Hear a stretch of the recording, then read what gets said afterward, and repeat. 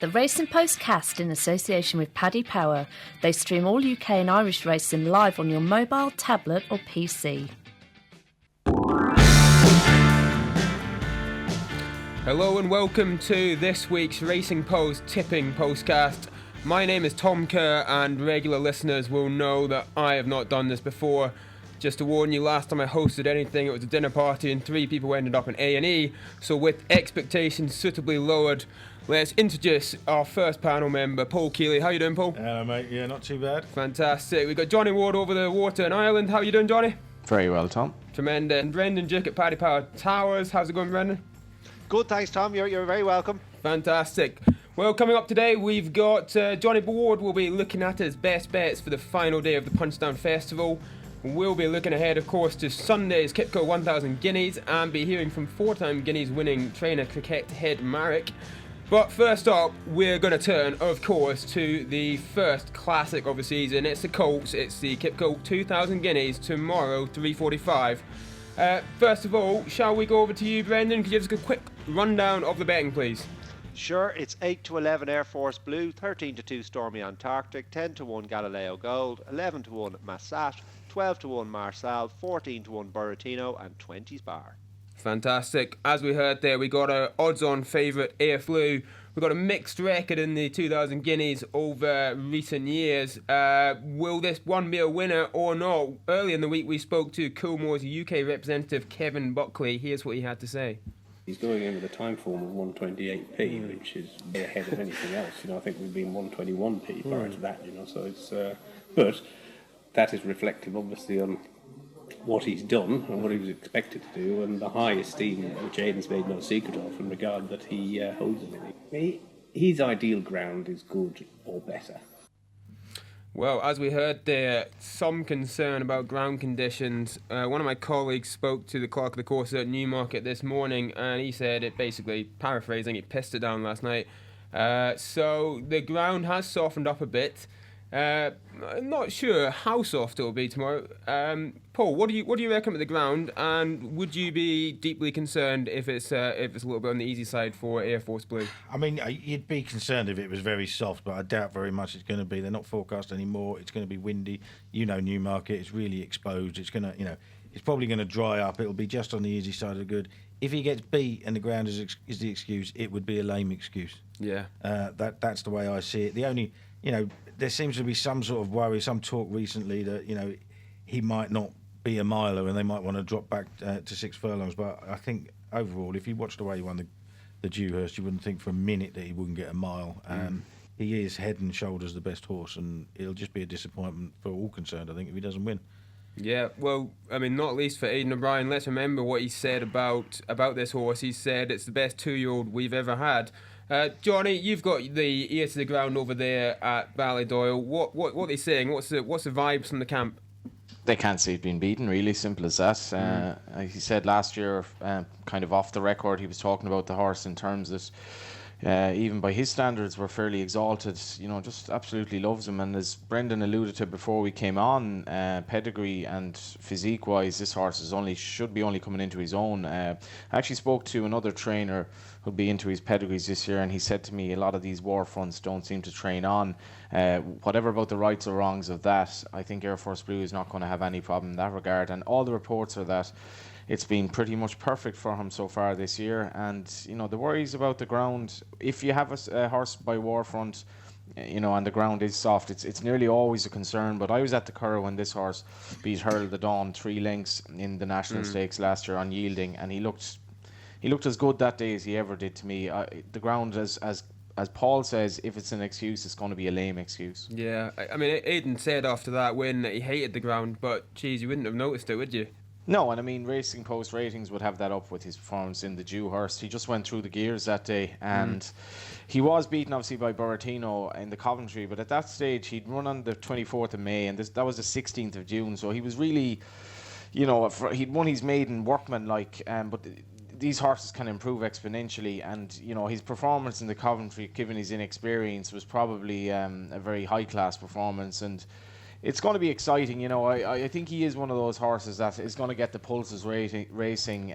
He's probably the next best thing since Frankel, or certainly that's the way he's been proposed as in Ireland. So no excuses really for him, and he should win. Tremendous, yeah. In that Dewhurst win was just absolutely exhilarating. Brendan, give us a bookie's perspective. Are you ducking for cover? Well, I mean, we're 8 to 11, which is a general price. With these concerns over the ground, you could see him going off. Well, certainly you could see something around even money in the morning. You could see him going off that, depending on whether people believe it. But I mean, what concerns could you possibly have about this horse?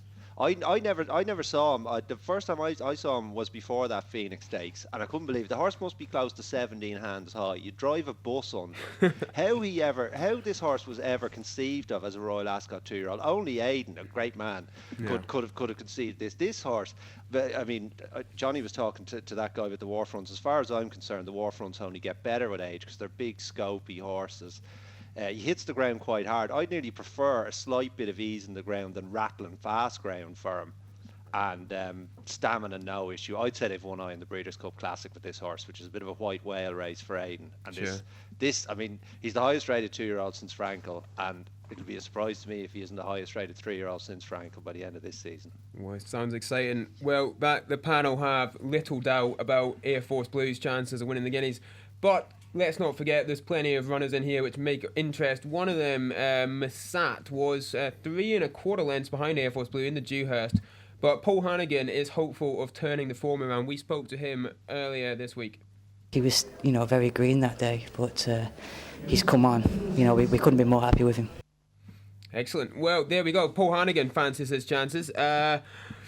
For my part, I don't mind Marcel. I'd be quite interested in that. But Paul, what else is in the race are you interested in? Yeah, I mean, the thing about Massat is he did get absolutely thrashed by Air Force Blue, and though he hasn't run that many times, he's got scope to improve, but he needs to improve to a level that not many horses get to, doesn't he? And that's the same for most of them. Marcel is the one I have back without the favourite. I think he's been sort of almost been under the radar because he was an outsider when he won the Racing Post Trophy, but the more I've watched it, the more I think he would have won whatever happened to Foundation, because Foundation got in a bit of trouble.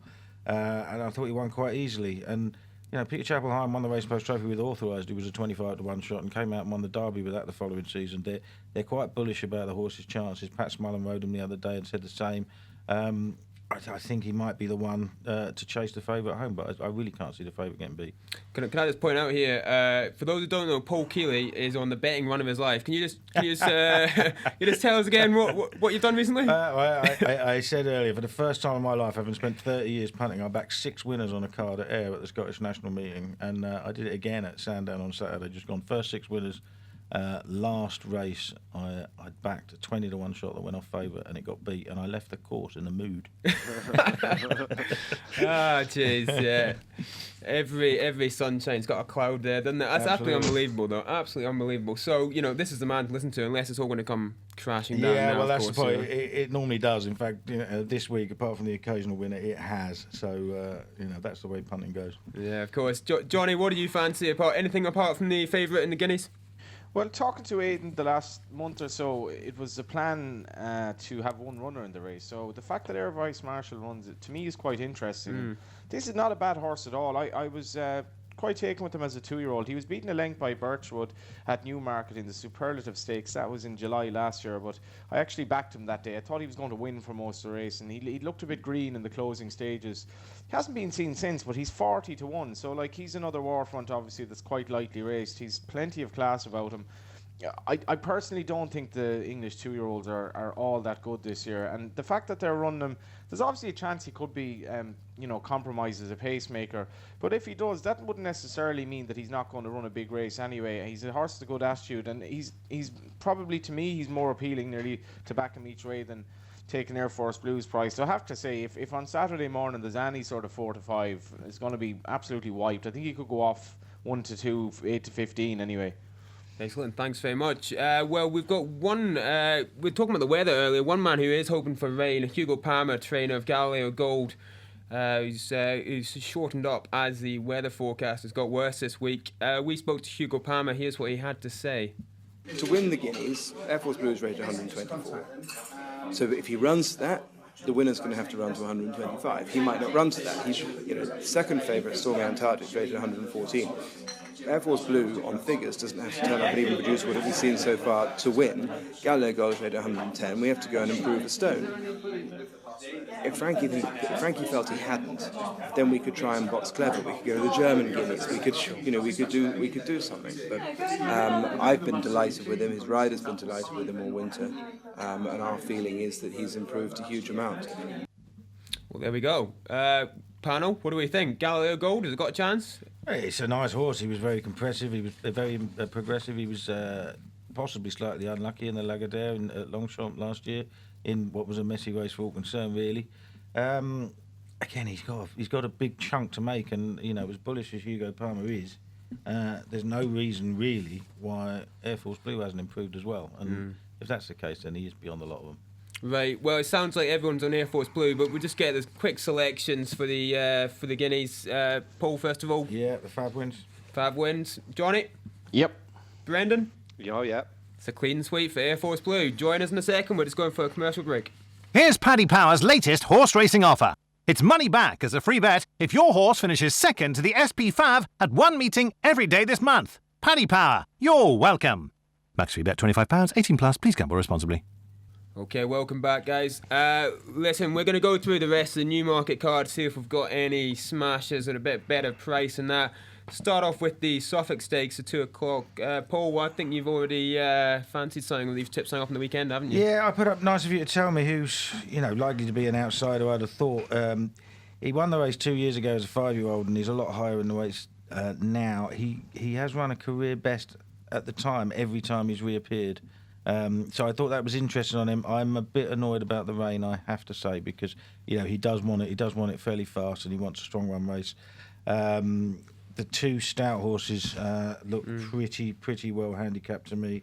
They are Mutamakin and Intimation, who has Group 1 and who's got a Group 1 Pretty Polly entry, and she's running off 90. If she's anywhere near up to the class of running in the Pretty Polly, she'll be winning this. So we'll see how the market goes with those two. I think they're going to be first and second favourite though. Excellent.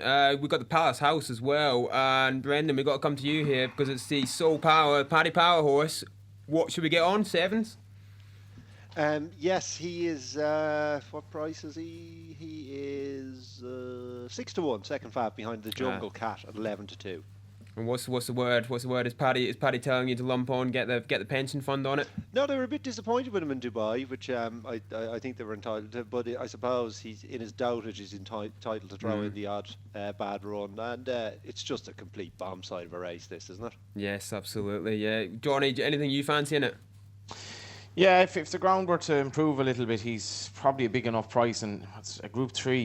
He's I don't think he's given up by any means yet. I'd be prepared to forgive him the last day. Very interesting to see Jack Hobbs taking on Simple Verse. That's going to be an absolute blinder in the 305. Yeah, absolutely. What do you make of that, Paul? Yeah, fascinating race. I think Jack Hobbs has probably got more speed and is likely to be fit and wound up for it. And these small field races, they tend not to go too fast. That'll probably play against Simple Verse. Short enough price, though, isn't he? Yeah, he's a short enough. It's not a race that I'm going to be betting. I'm going to be smashing away in the Palace House instead. What are you going for?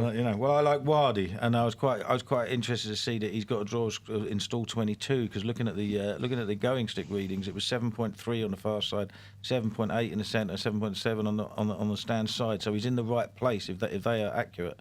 Because that's the one race where they're going to be right across the track on the far side. If that's right, they've got no chance.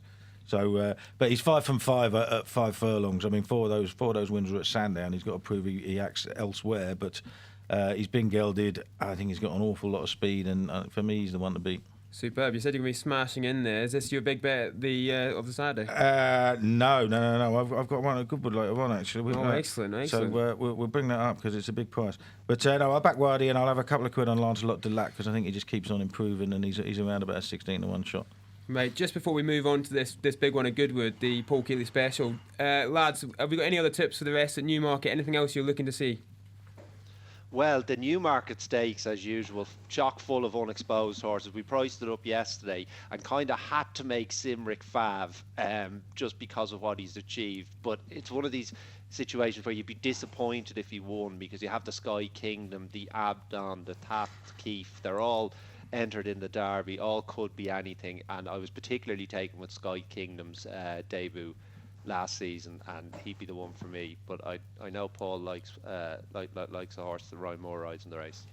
Yeah, that Speed Company, it was sort of slow run race at Newmarket, and he just came from last to first. Looked like he had no chance, and then he just quickened up. It looked like he quickened up really smartly to win.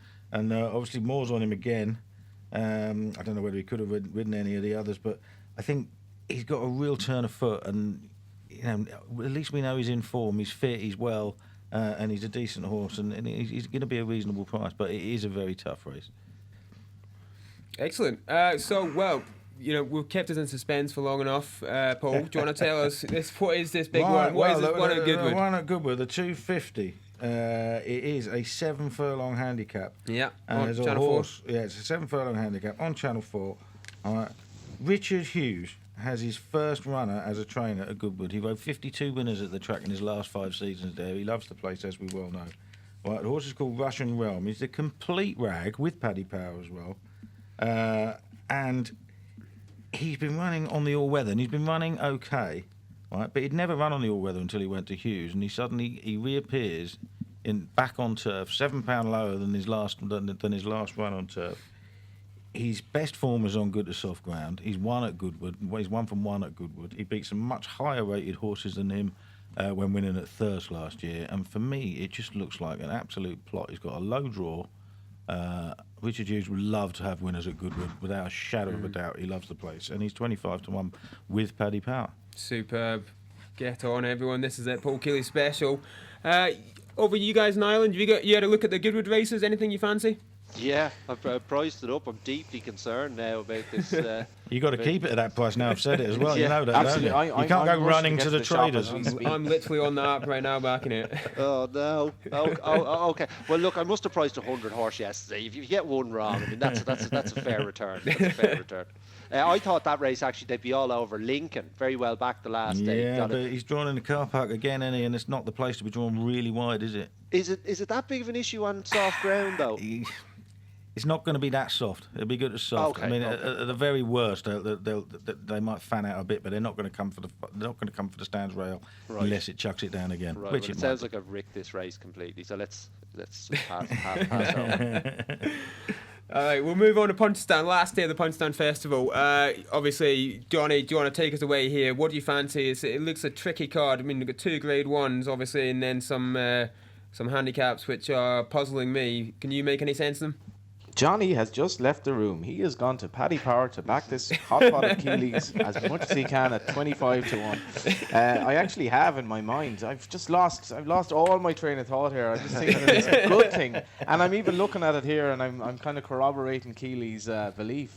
Very, very excited. Yeah, he's got some interesting numbers there, hasn't he, on the horse itself? Yeah. Yeah, I know you've me completely hook, line, and sinker. I'm all in there. This is the first for the Postcast, isn't it? I see everyone back in the same thing too. Yeah, how long is the 25 going to last? I wonder. I suspect, dear listener, it might well be gone by now. But anyway, so the 425 is the big champion hurdle, and despite the fact that we don't have Jer's Girl going, we've Apple's Jade against Ivanovic Gorbtov. So Apple's Jade beat Ivanovic 41 lengths at Aintree, which. One thing I have with these kind of post-Cheltenham festivals is just you get some absolutely crazy results, and that was one of them. We've obviously had horses that bombed this week at Punchestown, likes of Q Card and York Hill and so forth, and it does frustrate me when you get these inexplicable results. It'll be interesting to see how it goes tomorrow. The ground's going to have a big say in it, but my best bet is in the 5:35, the Coral Handicap Hurdle, Annabelle Fly. Now, Barry Geraghty had the choice of 9 minus whatever weight he couldn't do. So Annabelle Fly is one of the ones he could have done. He could have ridden Sorted Out, who won the race last year. This Annabelle Fly was a big eye catcher behind Salita at Leopardstown in late February. Was disappointing at Fairyhouse last time, but I'm prepared to forgive him that run. He steps up in trip, and I think he's very, very dangerous. McManus has so many runners in this race, and he looks to be the one. Okay, super. Brendan, anything you're interested in?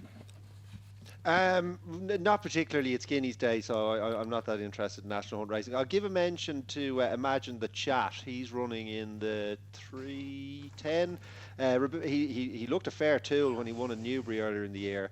Hasn't gone right since, but if Rebecca Curtis' horse is in a bit better form, it's a competitive race, but if you a decent price, he might be worth a bet. Fantastic, thanks so much, Paul. I know you're probably focused on the flat, but has anything at Punchestown caught your eye as well? I can't say I've had a massive look at Punchestown. Not a problem. Horse running at just to certainly want to keep an eye on for the future.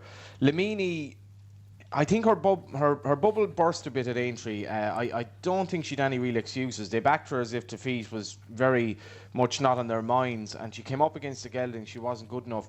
Now, this Mayor's Champion hurdle tomorrow, because there's so much dividing going on at Punchestown. You have Lamini, who's a novice, taking on Slow Motion, who's a 4-year-old, and they're basically the two that they'll bet against the field with. So Slow Motion, I think, could be very, very special. Now, for a 4-year-old to be winning a senior champion hurdle seems pretty ridiculous, but I think she could be very exciting. She was monstrously impressive at Fairyhouse, and if Lamini's bubble has burst, this Slow Motion is one that could be Joseph O'Brien's kind of, she could even be better than Ivanovic Gorbatov. This will not be beaten. Okay, right. On that note, best bets on Saturday. I think we know what yours is, Paul. Just remind us again. I'm going to go for the biggie, Russian Realm. Nice big price. Superb. Johnny? If I were honestly asked in the boozer tonight, what's your best bet tomorrow, I would pass off Keely's tip as my own. Give all the same guff as he's given there, and emerge 24 hours later to the very same tavern and be hailed as a hero, and there'd be no mention of this Keely geezer at all. Absolutely superb. Can't really do that, so I'm going to go with Annabelle Fly in the 5:35 at Punchestown. Fantastic. Brendan, yourself? I'll go with Sky Kingdom. Okay, thanks very much, guys. We're just going to take a quick advert and we'll be back in a sec. Here's Paddy Power's latest horse racing offer. It's money back as a free bet if your horse finishes second to the SP Fav at one meeting every day this month. Paddy Power, you're welcome. Max free bet £25, 18 plus. Please gamble responsibly. Hello again. Just to remind you, I'm Tom Kerr. I'm joined here by Paul Keeley, Johnny Ward and Brendan Duke. And we are discussing the weekend action. We're moving on now to the second classic of the weekend. It's Kipco 1,000 guineas.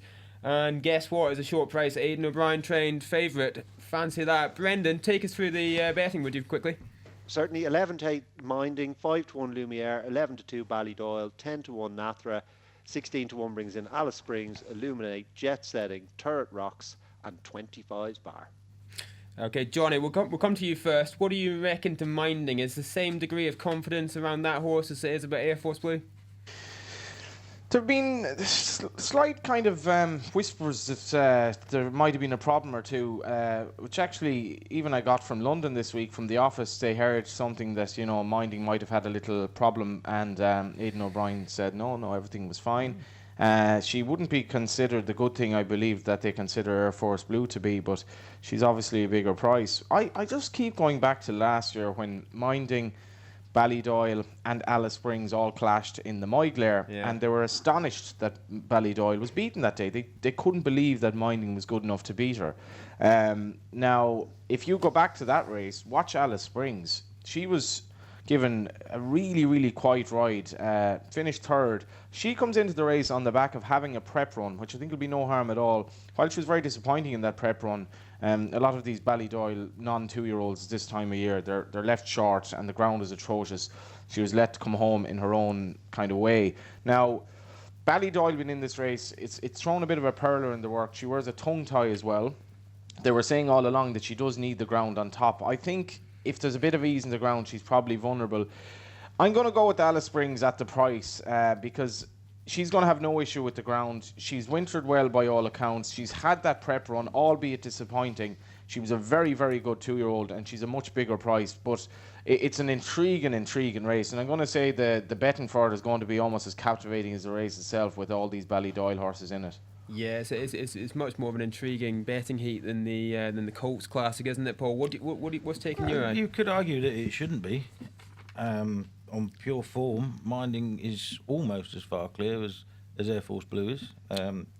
That last run in the Fillies Mile was just fantastic. She absolutely destroyed Nathra, who's come out and won the Nell Gwyn very easily. She's very, very much the one to beat. She's got no ground worries. She's got no trip worries. In fact, if it was to absolutely chuck it down, it would probably suit her more than anything else in the race. So I think she's very much the one to beat. I've taken a flyer and backed an outsider who was fourth in the Nell Gwyn mix and mingle, but I wanted the ground to be on the faster side of good rather than good to soft. So I'm hoping it dries out. But she travelled really, really well in the Nell Gwyn, and I liked her last season, and I think she's got a fair bit of class about her. And whether or not she's anywhere near good enough to win a Guinea, she'll win a decent race this year on fast ground. So I just say keep an eye on mix and mingle. Lovely, thanks very much. Well, one interesting run in the race is midweek, representing Cricket head Marek Orba from France. She's won the Classic 4 times, most recently with Special Duty, and she runs midweek, as we said. Run up in the Prix Imprudence. No idea if I pronounced that even vaguely correctly. But we've spoken to the good Mademoiselle herself, and let's hear what she had to say. Everything went okay, and since the race she's improved physically quite a lot. She's put a lot of weight, her coat has come up, so I'm pleased with it. There won't be any excuse. The only excuse maybe we'll get beat by something better, but that's all. But the ground will be good. If it rains and it gets soft, for me it's no problem. At the contrary, I think softer it is, better it is for her. So no, everything's fine. I'm very pleased the way she worked, and then we'll try. Paul, any thoughts on the French runner? Yeah, it's hard to it's hard to put a finger on the form. I mean, obviously she needs to make a fair jump up to challenge some of the best of these, let alone minding the standout. But Cricket head race, she's won the race 4 times. She's coming over with a 16-to-1 shot. So she's she must think this is a very decent horse. I mean, personally, if I was looking at it, if it was trained by a British trainer, it'd be 33-to-1. One of the mad things about midweek is that she's by Motivator. Mm-hmm. Now, for a Motivator horse to be anyway fancied in a Guineas is quite remarkable. And Motivator was champion stallion in France 2 years ago. And do you know how many individual winners he had in France? No, go on. 5. 5. And that was all because of you-know-who, Trev. So it's amazing to think that Motivator filly could be fancied in the Guineas. So it's interesting. Well, let's just get a reminder. Johnny, you're on Alice Springs. That's your selection? Yeah, at the prices, obviously, Tom. I'm really intrigued with this race, I have to say. As Keele said, the ground is going to be very important. I think if there's any easing that Ballydoyle won't win, it's no problem for Alice Springs or Minding. But I'm going to go at the prices with Alice Springs, whose jockey Colm O'Donoghue, if any of you saw him at Goran on Sunday, is certainly riding with confidence, if not overconfidence. Brendan, what do you fancy? I'm always looking for a result in these filly stakes races. If the only racing were filly stakes races, Paddy Power's share price would rival that of Google, because they're just unfathomable, some of the results. So I'm always looking for one of the price, and I hope Minding wins, but I'm going to chance Turret Rocks. We laid a meaty bet to Connections earlier in the year, and Jim Bulger's a master trainer, full stop, but he's particularly masterful with fillies, so I'd expect her to step forward. She has to, but at 16-to-1 you can take a chance. Tremendous. And Paul, just remind us who you're betting. Yeah, it's funny. It's funny. Nobody's mentioned Lumiere, and I've talked to loads of people about this race recently, and nobody's talking about her at all. I liked her at the end of last season, and she was my one for the Guineas, and I've gone off her. She's 5-to-1. The Johnston camp seemed quite bullish, but she's got all the hallmarks of a big drifter on the day, isn't she? Because nobody seems to be talking about her as a realistic candidate. And of course, if the ground is soft, it's going to make it hard for her to get the mile. I think Minding will win. I've had a couple of quid each way, I mix and mingle, so I hope the wind blows and it dries out a bit. Thanks very much, Paul. Let's quickly look at some of the other action on Sunday. I know we've not had long to digest the declarations, but if we rattle through the rest of Newmarket, we're starting with the 150, the 1.5 mile handicap. Paul, you got any fancies here? Yeah, it'll probably be near the head of the market, but that's Slonovrat, if that's how you pronounce it. Won very, very well at Windsor the other day. It's up £6. It's still at a low end of the handicap, and it's probably got more in him, so I think he might take a bit of beating. Johnny? No, nothing else for me. I'm going to concentrate on the Guineas and hopefully kind of look back on what has been a profitable Saturday thanks to Paul Keeley and Goodwood. Absolutely. Well, I think we're all going to pack in the betting game after we absolutely close up on Saturday, aren't we? This thing is going to go off 7-2. Not so sure about that. You have to have a couple of quid in the Dahlia Stakes. Obviously, Jazzy Top is a short price favourite and might well win. But the horse who beat Golden Horn last year at York, Arabian Queen, she's 14-1. First time out last year over this sort of 9 furlong trip out Epsom, she absolutely hacked up. I have no idea what she's going to be like, but she likes a little bit of cutting the ground if that remains. So she'll have her conditions, and I think 14-1's an insult to her price, to be honest. Yeah, strange, isn't it? I mean, it's a nice race, but Arabian Queen's done it. Oh, what's left to be proven? Yeah, exactly. I mean, it's not just one line of forms. That is obviously a big outlier, but she's got some other big ones that don't put her at all far off. And in some way ahead of plenty of her rivals. So I think 14-1's a stupid price in that. And going on, we've got the sprint, the 3 o'clock. I backed New Bidder last time out. It just moved to David Barron from Jed O'Keefe. Just got nutted right on the line. He looks like he's improved again for going to David Barron, and I think he might take a little bit of beating there. Fantastic. Brendan, anything you're looking forward to on Sunday outside the Guineas? Yeah, certainly, as Paul mentioned, the Dahlia. I thought Amazing Maria looked a big price relative to everything else. We're 4-1. I think there's even bigger out there. Maybe O'Meara moved yards, and in fairness, he has been a little bit slower. His horse has been slightly slower to come to hand this year. But she's a dual Group 1 winner, unpenalised. I thought she was the classiest animal in the race, and that would around 4-1 would seem a very fair price to me. Thanks very much, Brendan. I have to say, though, I'm struggling to get away from anything that Paul Keeley says right now. Understandable. Absolutely. Yeah, well, I mean, I'm just going to be absolutely nailing on this Russian Realm Arabian Queen double. Can I just put one slight caveat to No. This thing wins. That's it. No caveat. Once you start building people up, it all goes badly wrong. Well, indeed, and I hope, Tom, because there's an expression in racing. If you haven't been to the wedding, don't go to the funeral. Have you been following Paul in the last couple of weeks? Do you think I have? I haven't. I've missed every single one of his big prize winners. Well, hopefully our listeners haven't, because he's dragged this podcast kicking and screaming into punting respectability. And it's a 16-runner handicap. What can possibly go wrong? I'm sure I'll be apologising this time next week somehow. Well, guys, don't miss that. And this time next week, Paul Keeley, grovelling apologies. Before then, though, do join us again on Monday when Tom Segal will be part of the team reviewing the weekend action, putting the boot into Paul, and looking ahead to Chester. It's goodbye from me and goodbye from the panel. The Racing Postcast in association with Paddy Power. They pay more extra places than any other bookie.